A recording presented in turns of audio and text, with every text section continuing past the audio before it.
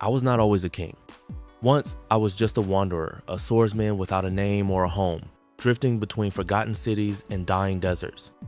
In those days, when the ruins of ancient temples lay buried under layers of dust and the nights were lit by the neon signs of dead motels, I sought only battle and oblivion. But fate had other plans. On the day a caravan fought its way through a raging sandstorm, I met her Layla. Tall as the ancient towers, beautiful as the desert at sunrise. Her eyes were dark pools where the secrets of 1,000 years shimmered. Layla was no mere priestess, she was a fire, fierce and untamed, able to ignite even the heart of a hardened warrior. From the very first moment, I knew this path would change everything. Together we walked roads where the spirits of the old world whispered through the wind, where bandits and beasts born of greed stood in our way. We chased enemies across crumbling rooftops where stone statues watched in silence. We fought in the markets where forgotten relics and human souls were sold like cheap trinkets. We leaped onto racing trains, battled through sandstorms and shadowed alleys where every sound could mean death.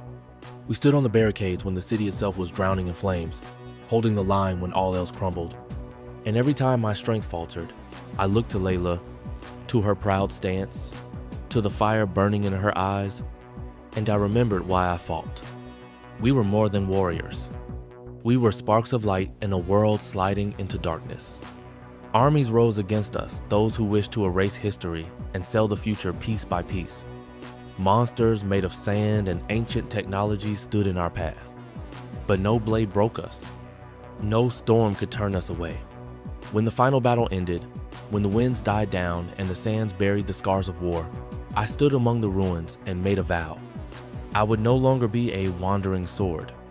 I would become the shield of hope, the keeper of ancient truths, the builder of bridges to tomorrow. I became a king, not for glory, not for power, but for her, for the world that could still be saved.